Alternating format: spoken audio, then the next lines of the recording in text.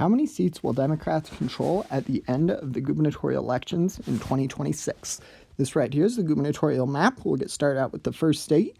We're going to start with the state of Ohio and then move westward. In Ohio, I think that the Republican nominee, Vivek Ramaswamy, will most likely win this state. That's going to be the call there in Ohio. And then Georgia, I'm going to do the opposite prediction. I think Georgia will be close. I think that Iowa, Georgia, and Nevada, interestingly enough, are probably going to be the most competitive gubernatorial elections this November.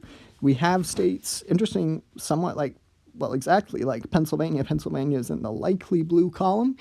The state currently has a Democratic governor. The incumbent, Shapiro, he's clearly well-liked. He's got name recognition, and before you even define what the swing states are, the state is already in the likely blue column, and we'll call the states of Michigan and Wisconsin next. Michigan, I'm going to put that into the lean blue column.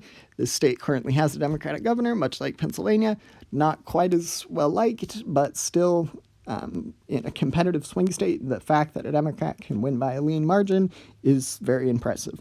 And then we're going to get to the state of Wisconsin. Also, same story as Michigan, has a Democratic governor. If I remember correctly, the lieutenant governor is running for the governor election. The current lieutenant governor is running for the gubernatorial election this November, and I think that he will fairly easily win, which is why I'm going to call that state into the lean blue margin.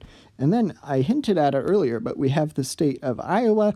Iowa, weirdly enough, I'm going to call for the Democrats. I think in the state of Ohio, which we'll get back to Iowa, but in Ohio, I think the Senate is probably going to go blue. I think it's going to be close. These two states are going to be close. But in Ohio, I think the Senate race will go blue. At least I have it like that in my prediction. But I think the gubernatorial race in Ohio will remain Republican. And I kind of have the opposite call for the prediction there in the state of Iowa.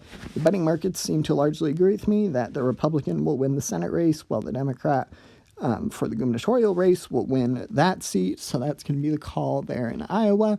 Definitely an interesting state to keep your eye on.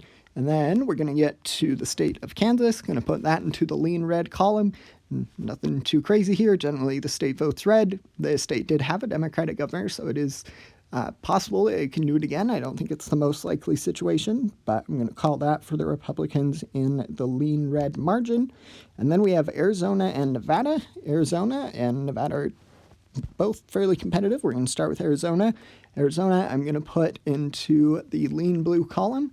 The state currently has a Democratic governor as well as 2 Democratic senators, and now it's definitely a swing state. In 2024, however, it went to Trump by a lean margin, but I largely predict it to swing back to the left when it comes to this November in 2026. How this state performs on the gubernatorial race will give us an idea if the state is heading for a Democratic victory in 2028 for whoever the presidential nominees end up being for that time period. But as far as Arizona goes in 2026 for the gubernatorial race, going to call it for the Democrats.